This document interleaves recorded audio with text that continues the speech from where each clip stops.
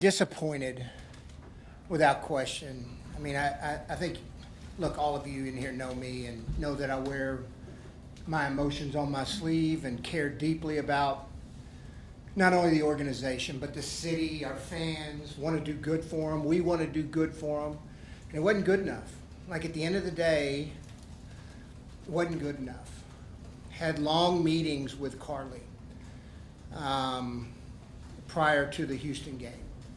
I mean, we met, 3 or 4 times, a couple hours for each session, kind of diving into everything we do. And like the number one question she asked me, do you still have your juju or shimmer to do this? It was a fair question. I mean, I am emotional. I care.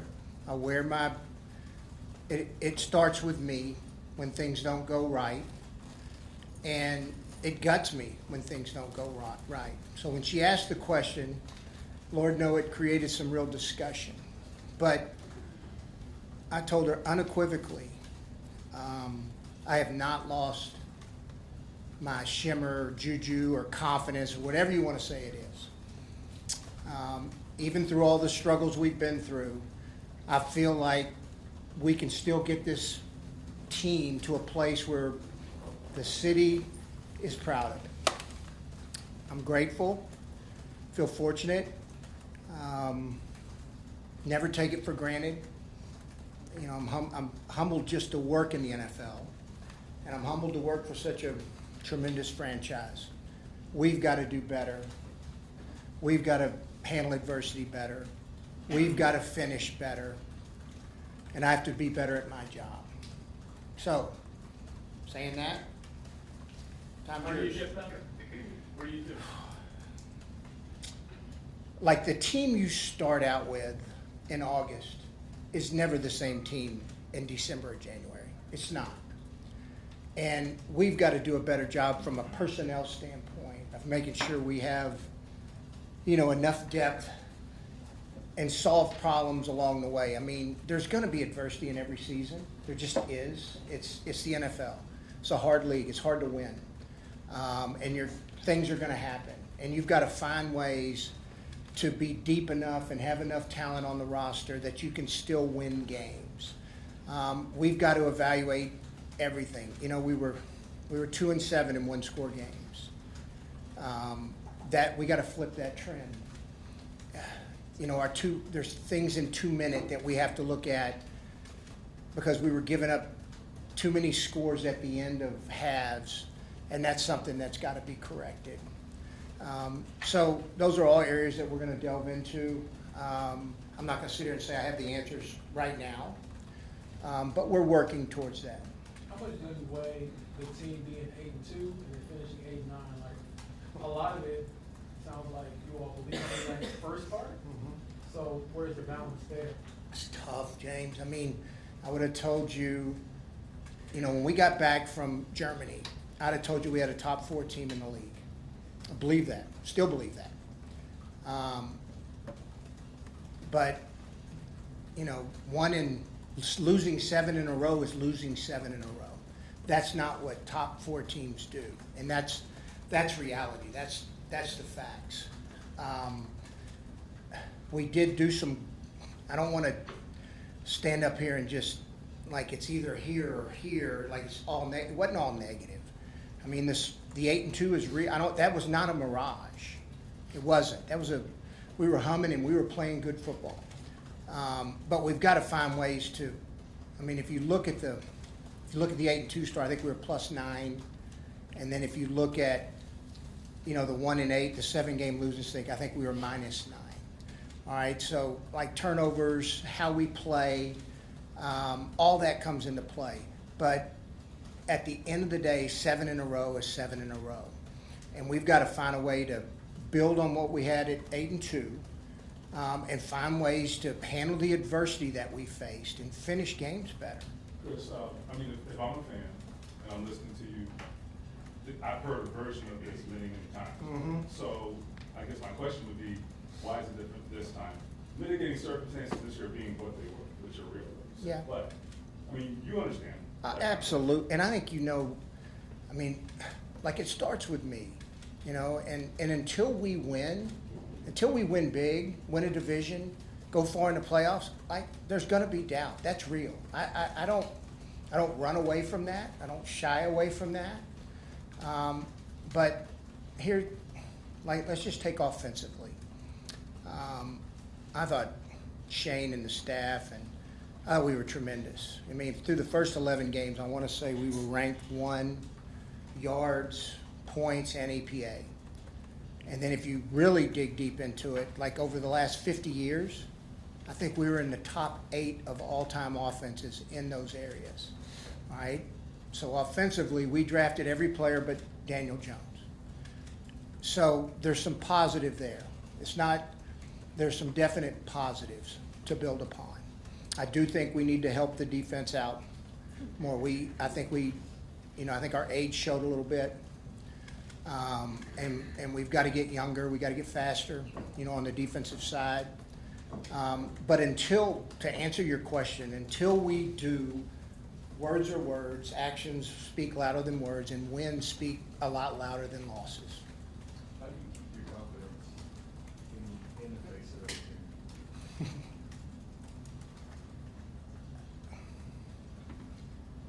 One of the things that,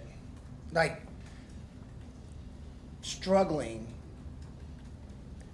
I think it's one of my pet peeves kind of in the world today, is that nobody embraces the struggle. Good things in life are not easy. Winning in this league is hard. It is freaking hard. And it's not all roses all the time. And Lord knows the last 5 years have not been what we wanted them to be. But if you can't grow through the struggle, or if you avoid struggle and pain that's going to happen in life, how do you ever grow and get better? I mean, how do you improve? And I think that's the only way you can, if you ever lose your confidence just because things get hard in life, then you're going to have a miserable life. A friend of mine told me last week, close friend, because I beat myself up. I do. And it's not from a standpoint of, it's more of my care for people, okay? You feel like you're letting people down, letting an organization, you're letting a fan base down.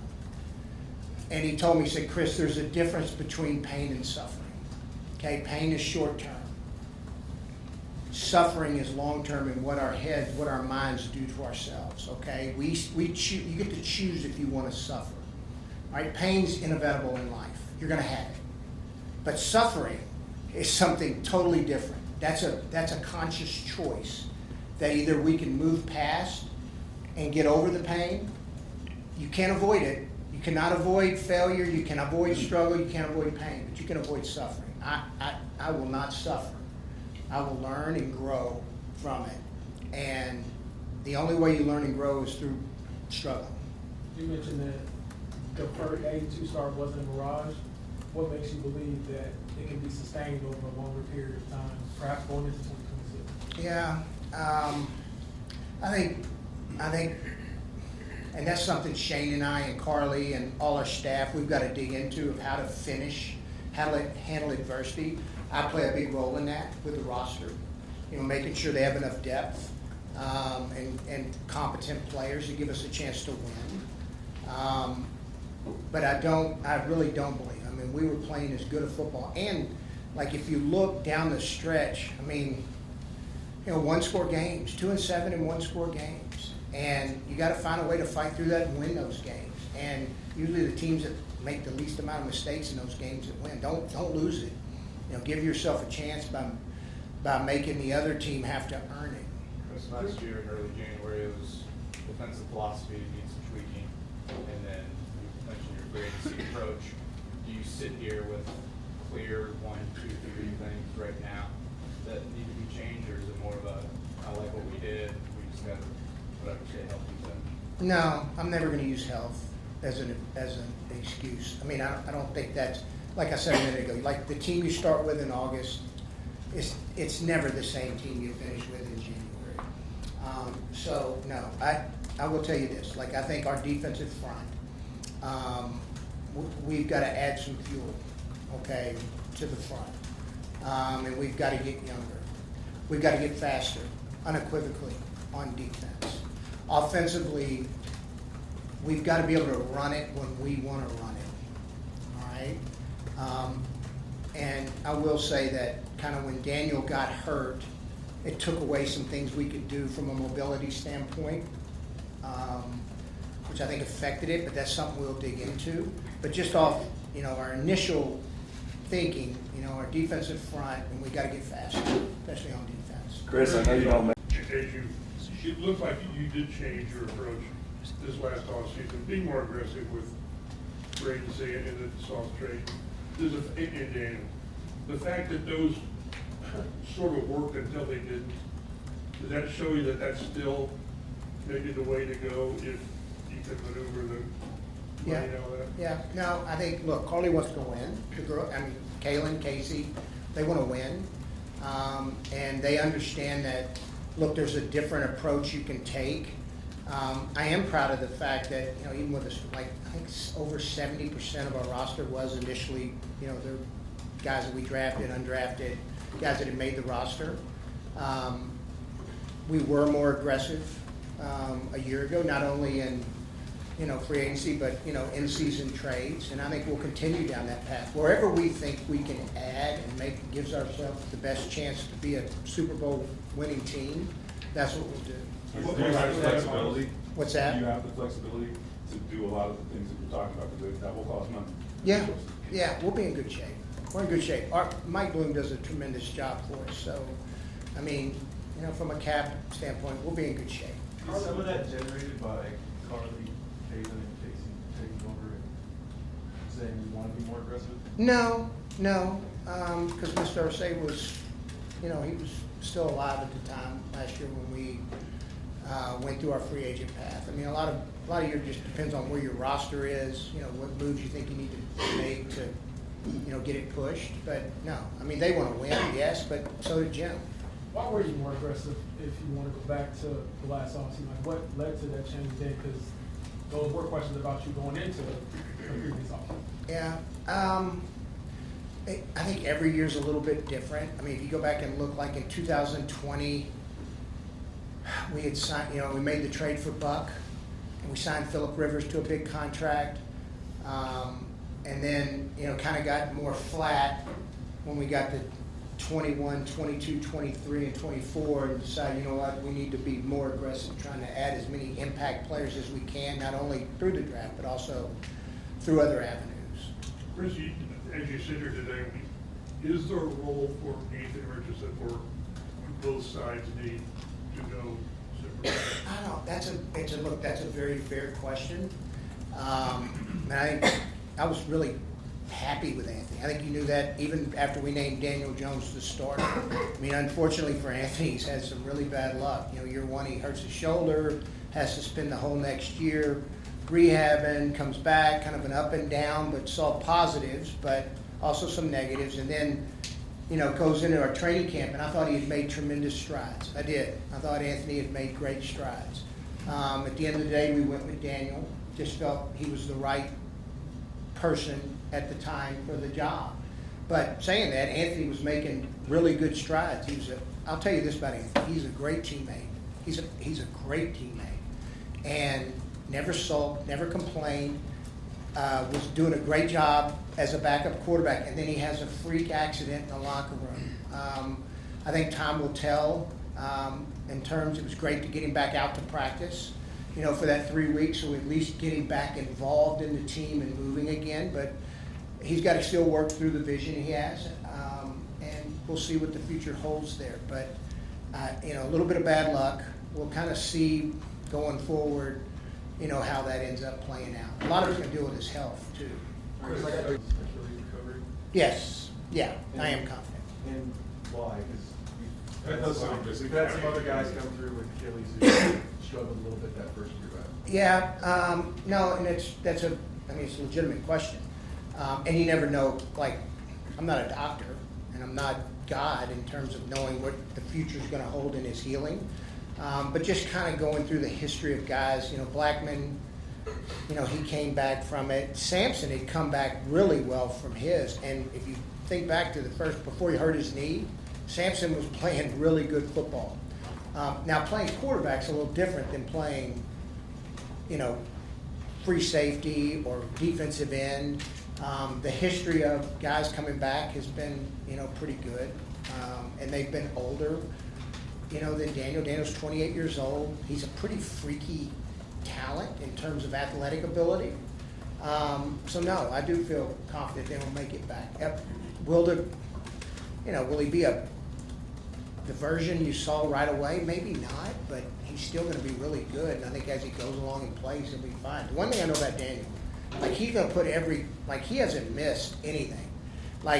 Second he got hurt, he gets his surgery done, comes back in the building, in every meeting. I mean, he rehabs like a wild man. So I know this. He's going to put every ounce of his being into being the best he can be to be ready. Hey, Chris, I got two points to yell over him twice, just so two here. One is the nature of the way Anthony got hurt, the bizarreness of it. Does that, if his vision doesn't come back, does that open the door to salary cap relief up to and including voiding his contract? No. Voiding a contract, no. Or any kind of salary cap relief because of a non-football injury, if that's No. what it might be?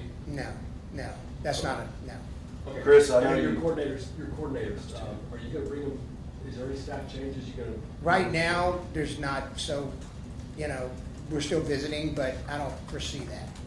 Chris, I know you don't make excuses for injuries and they're part of the game, but it seemed like each injury was a key critical piece. I mean, to be so snake bit, did you ever have a moment where you just thought, like, what can go wrong next? No. What was that frustration level like, though, as they continued to each Jenga piece seemed to be a critical one to knock the tower over?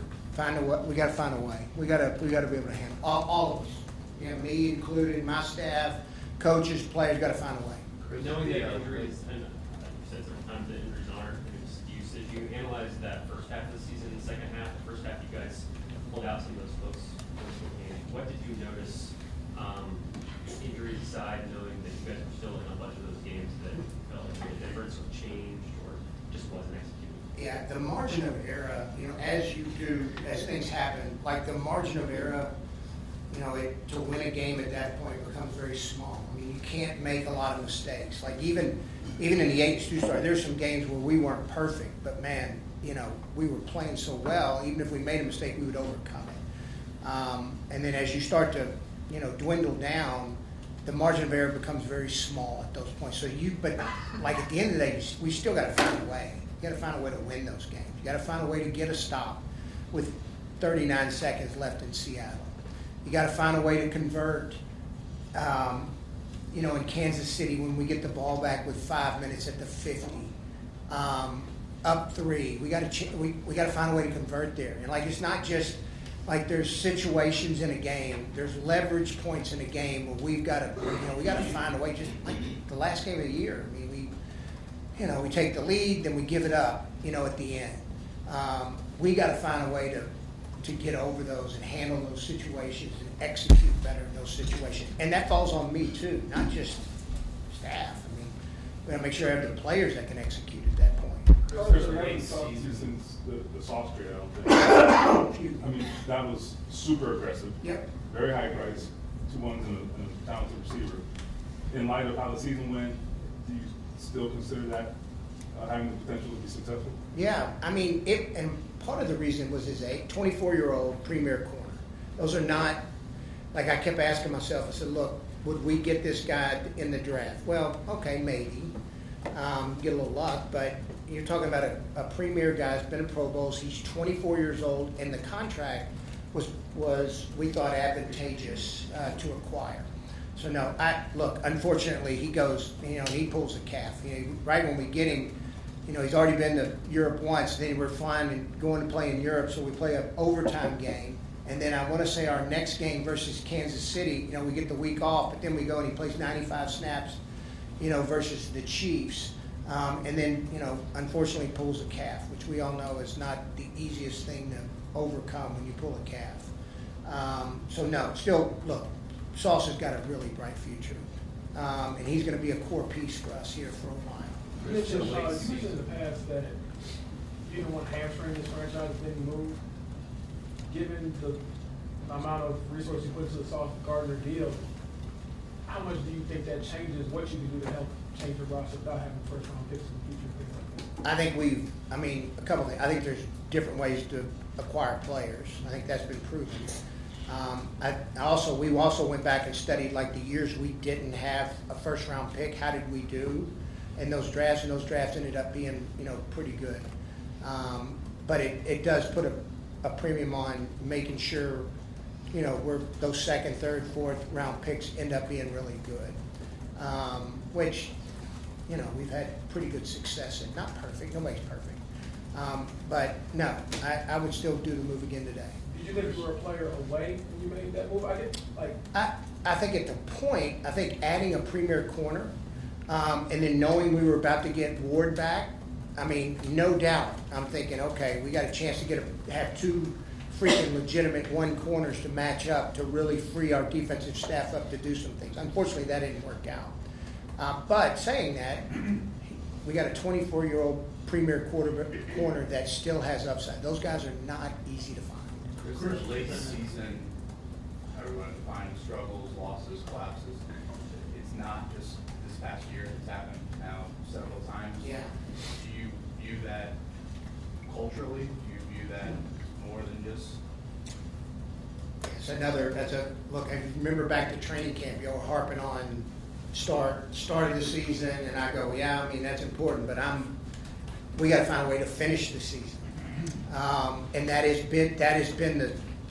been one of the major issues we have. I mean, you can go back to 21, 23, 24, 25, 4 years. We have not finished, and we've got to evaluate and figure out why. I'm not going to sit up here and say I got an answer to that right now, but that is real. I mean, because we've not finished. Was the tough guy phrase last year? Is that? I will. Look, I will tell you this about this team, because they fought. I mean, look, y'all go to games. I thought the locker room, staff, organization, they fought. There was no quit in this team at any point. Even when we started having injuries, there was no quit. And I do think, I mean, it's funny because the toughness is a fair question. I think handling adversity, I don't think we were non-tough, that's for sure. But handling adversity better, I think that's a better way to put it. Chris, how complicated? Have you had talks with Mooney and talked about coming back? Do you think they'll both be back? Well, look, I think you know me with players and health, okay? We do. We care deeply about these guys, not only their careers, but their long-term health, okay? So far, Buck's had his surgery. It was successful. His mindset is he's going to play again. As for Mooney, that was a scary deal. And look, I happened to be on the field when I'm walking by when Kenny Moore grabs me and says Mooney's down against Arizona, and that was scary because he was knocked out. That was a scary concussion for him. I can't say for sure what direction that's going to go, but at the end of the day, we will have discussions with him, with Mooney, and we're going to do the best thing, for him and his long-term health. And so we'll see how that one ends up playing out. One other question now, we have a way to, you've talked about Daniel Jones. He's a free agent. Are you committed, come hell or high water, one way or the other, to be your quarterback? Well, hell or high water's a strong word. But we would like, look here, I think it's mutual on both sides. I think Daniel was a really good fit for this organization, and I think this organization and city were a really good fit for Daniel. Does the injury impact things? Well, of course, we'll work through that, with his agent. He's got a really good agent, and, we'll find a way to work. Than before. How do you receive that message going into the final year of your contract? And is that part of the urgency that you might feel? I've always felt it. The urgency's I've always felt urgency. But there does come a point where, she's got to, Carly, Casey, and Kaylin got to do the best thing for the franchise. And if we're not getting it done, then damn right, there's got to be some urgency. I've never felt like we didn't have it. But I will tell you this, even with the sense of where we need to be and where we need to go next year, we will still do the right thing for this organization. We will. And we'll continue to bring in the right type of people and players to give our best chance to win a Super Bowl. If you're going to year 10, what do you view as your greatest accomplishment, best accomplishment since being here? And where do you draw confidence from that can convince these fans that the Super Bowl? We can go off on this could be long-winded. Well, look, I thought we started out pretty well under some pretty adverse conditions, both in 18, the 1-5 start, the bounce back to go to the playoffs, beat a good Houston team, go and lose in Kansas City. And then coming back in 19 where we had the youngest team in football, lots of space from guys under contract, a franchise quarterback. And then when Andrew retired, it kind of changed the dynamic. And then the rebound in 20 and have a really good football team. 21, I thought, was every bit as good as those two other teams. We were, if you think back on it, we were 9-6. We had gone to Buffalo and beat a really good Buffalo team pretty hard. I think we beat 5 playoff teams that year, and I think it was all kind of in a consecutive, after the 1-4 start, we got on a pretty good roll. So I do think there are some positives to build upon.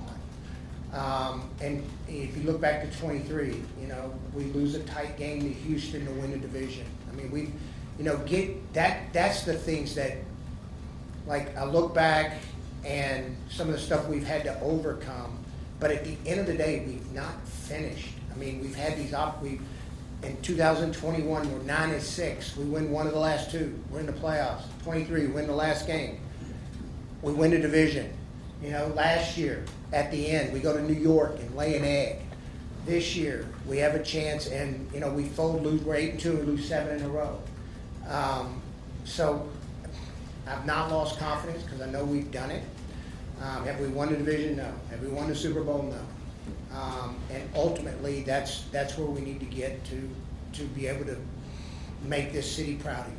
When you say you have done it, what are you referencing? This, because you haven't been playoffs in 5 years, so we see you have done it. Are you talking about 2020 or before that? Or? Yeah, 18 and 20. We built really good football teams, and we dealt with some pretty adverse situations. I would tell you, when Andrew retired in 19, 2 weeks before the season started,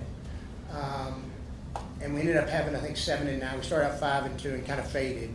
But then to bounce back in 20 and have a really good football team, overcoming all of that, I'm not going to look down on that and say that was a failure.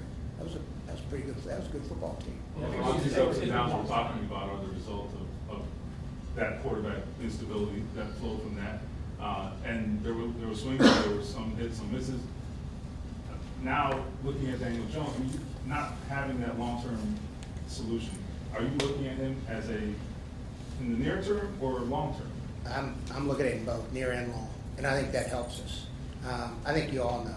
I've been very stated about, when you're chasing the quarterback all the time, it makes it it's hard. Your margin for error really shrinks down. And I feel very good, about Daniel Jones and where he's at, where he's going. Yes, he's got the Achilles, but I think Daniel Jones is got a really bright future here in Indianapolis. And look, there is some comfort knowing that, okay, we know we've got a guy that's proven, that's done it, and done some really good things. And so that does give you some confidence. Daniel had the reputation of being a certain type of quarterback when he was with the Giants. Where did you see him grow with Shane this year? I'll give Shane and the offensive staff a lot of credit playing to his strength. Like he is really accurate with the football, okay?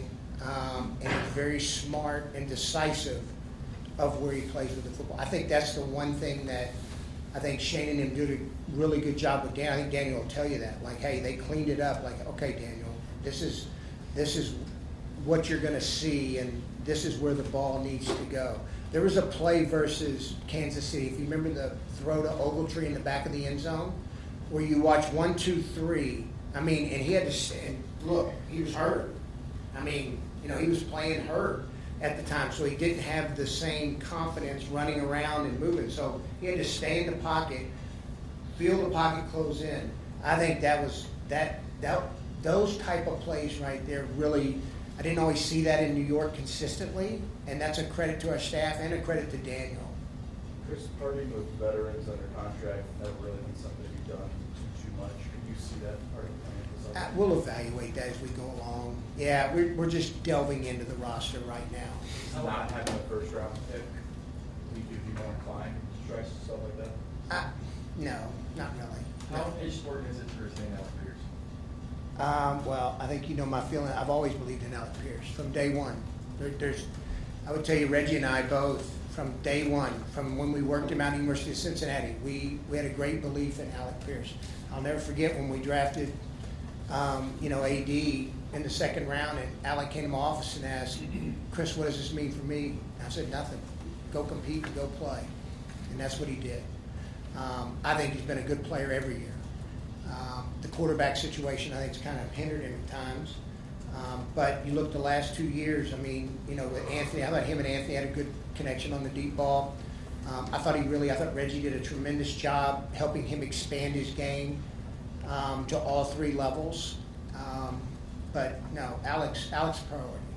Chris, did you ever have a moment where you thought you might not be back? I mean, anytime you don't win, of course you're going to have that thought. But do I live in a world of fear? No. That's not who I am. Chris, when Anthony got hurt in the middle of the season, I know you guys signed Brett Rippon to fill out that quarterback room. We had started in a couple of years. Did you guys make any moves that ultimately didn't come through to try to sign somewhere more of a starting caliber quarterback that, I know we're in quite a situation that would have been able to maybe better fill in for Daniel when he went down in Jacksonville? So that's a good question, because we did. We actually explored that at the trade deadline. We couldn't get it done. And look, I'd be remiss if not talking about, Phillip, because I thought Phillip gave us a chance to win, and I'll never forget look, of course you had doubt. Phillip had doubt. Shane, we all did. You're signing a guy that hadn't played football since 2020. And I'll never forget I'm right behind him when he's walking on the field in Seattle, and it was the most courageous moment I think I've ever seen from an athlete. You think about what was at stake. Not just for our team, but for Phillip. Legacy, postpones Hall of Fame. I mean, it was the most courageous act I'd seen by a player, because it took real courage. 3 days of practice, hadn't played, everybody in America criticizing his decision to come back, including, star quarterbacks, and to go out there and give us a chance to win. And then the reasons why. But the reasons why is, he's got a great relationship with Shane. He cares about this organization, and then he loves being a teammate. The words, I don't even know if we taped it. If they did, the world should see it. But like after the loss in Seattle, that was a bear. I mean, that was a bear, man. We fought our tails off and didn't get it done. And I remember Phillip coming and talking to the team and saying, we fought, and this is not about me. This was, all I want to do is be a teammate again and try to help y'all win. And he gave us a chance. I can't say enough about who Phillip Rivers is as a person and as a player. I was in awe. So, but anyway, back to your question. Yes, we did. It didn't get done. Well, with all that in mind, knowing that Anthony's health is not certain next year, I know you guys are confident that Daniel will be back, but it's not given. Do you guys feel a need to go out and get another starting caliber quarterback this offseason, just as a contingency plan, and say in case Daniel's recovery doesn't go? Yeah, we'll work through that. I'm very encouraged by Riley Leonard. And I thought the 2 times he played, I know everybody's gonna ask, well, okay, why did you go with Riley at the time? Well, he had a knee, he came in with a knee, so we're like, holy crap, it was kind of iffy if he could go. So that's when we led us to the Phillip thing. But look, I didn't think it wasn't too big for him. First half against Houston, they were playing with their dudes, and, he led us to 17 points in that game. So I do think there's something there. That is something we will evaluate. We got to make the decision, okay, if Anthony doesn't get to where we think he can be, can Riley be the 2? I do think it's a position that every year we got to address in some way, fashion, or form. I just think the way, because they come from everywhere, so I think we need to continue to evaluate it like we do every year. And if we get an opportunity at any level of the draft, we find a guy we like, we need to take him. How close do you think this team is to a breakthrough? I know you mentioned before during game 2 start, thought you were a top 14. You end 8-9, a lot of injuries, things like that. But the high sense of urgency that Carly has put on you and Shane, how close is the team to being for real? Every year's different. Close is I don't know how to answer that one. I ain't gonna lie to you, because every year's different. Every team's different. Do we think we have a good core group of players to work around? Yes. Do we feel good that we can get Daniel back in the fold here? Yes. Do we have work to do? Yes. So I don't really know how to answer the close. I'd have told you after 8-2, damn right we're close. Then we go 0-7, I say, damn right we're not close. So I don't know. I do feel good about a lot of the pieces we have. It's not an empty, it's not a talent, it's not an empty bucket that we're looking at here. Chris, You've dedicated a lot. This week has shown us there's not a lot of patience in this league. Oh, Your no. family has shown you Oh, a yeah. lot of patience. right, Absolutely. 10 years. How much does that weigh on you and the responsibility to make good on that? Well, Which is not saying never won anything, just saying. yeah, no, it's like it doesn't mean you go out and go do a bunch of desperate things. No, you still got to be sound and do the right thing for the organization. But look, I feel urgency every year. So Chris, you dedicated. Evaluate linebacker.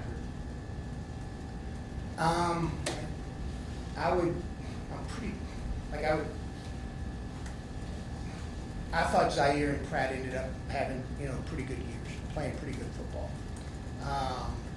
And I think our history here has shown that, at one point, we were almost, it was an excess of riches, at one point. When you looked at when we had, between Anthony Walker, L'Jarius Leonard, who is as good a linebacker as I've been around. We drafted Zaire in the 7th. We had Matt Adams end up being a really good player. We take Bobby Okereke in the 3rd. We had Irsay-Gordon, who was the 6th. So, we've done a pretty good job, drafting that position. I thought our 2 guys played pretty good. JC, we've got to keep him healthy. We think he's got enough talent to do it, but he hasn't stayed healthy, and that's a big point of emphasis that he has to do. And then, like I said, I think throughout the defense we have to get faster. Chris, you've We're gonna dedicated take a a lot few of. more, Bob, go ahead. Yeah, sorry. You've dedicated a lot of draft capital to edge rushers over the years. Where does that stand? How do you bolster the rush for next year? Well, and you're right, we have, and I like where Latu's at. I did think Latu played really good football. He ended up with 8.5 sacks. There's some close but no cigar plays that I think would have put him at about 14 that he needs to finish. Ended up with 3 picks. The play in Kansas City, I was like, that's a rare, that's a spec. That's what blue players, they make those kind of plays. So we like his trend upwards, and I think he's gonna continue to get better. But we gotta find a way to continue to address, whether it's through the draft, free agency, however we end up doing it, in-house. We've gotta address the front and make sure we have enough. Do you view this as a playoffs or bust year for yourself, given that you kind of had success over the last decade? That's always our mindset, whether it's this year, last year, that's always the mindset, James. Is it more so knowing, this is the first time that you've gone into the final year of your contract, you've got an extension in place, is that, I don't know, heighten that sense of urgency from your end? No, I don't know how to, whether I had 6 years left on the deal or 1 year left on the deal, I'm gonna treat them the same way. Chris, with, again, personnel, you never know, but what do you anticipate from getting Hunter Lower back, from getting Wally back? These are guys that you anticipated being players.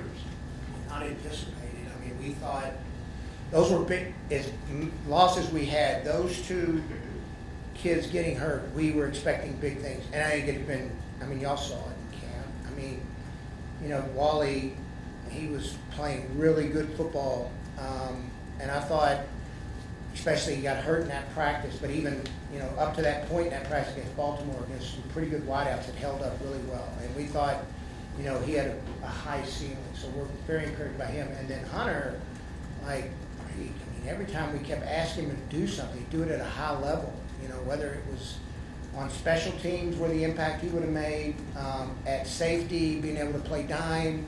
Those were two losses that it'll be good to get those two back. Can he be a linebacker or not? Is that? I think in dime situations he could. I think he can do a lot of things with Hunter. This time last year, a big point of emphasis was kind of putting pressure on guys, avoiding complacency and adding more competition. Do you feel you did that? Is it still something you kind of need to press hard this year?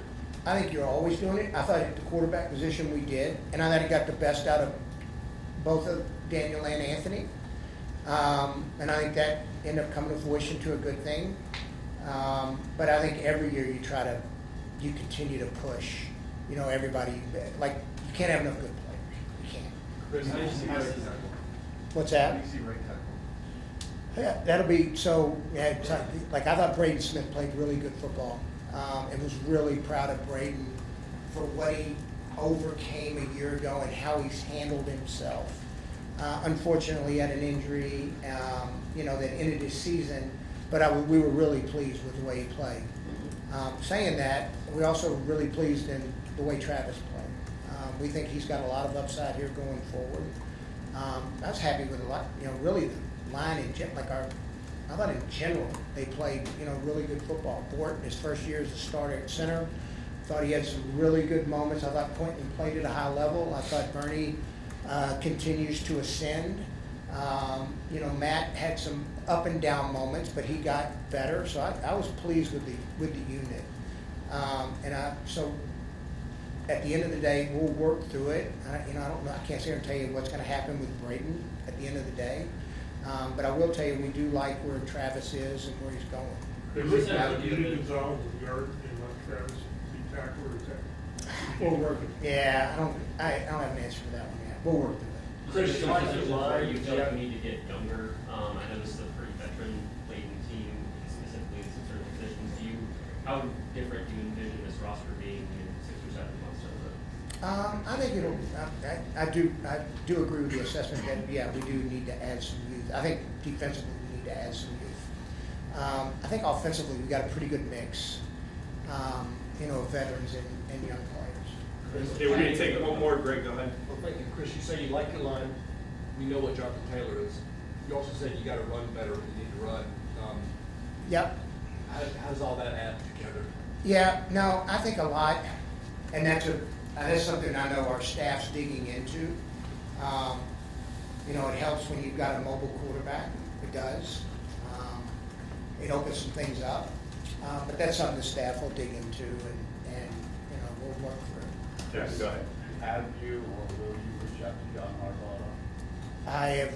I would consider John Harbaugh a friend. I think he's an excellent football coach. But Shane Steichen's our head football coach. We feel good about it. All right. I have to tell y'all, not one cuss word. You're gonna go ahead. Zero. We're still rolling. Zero. You like that?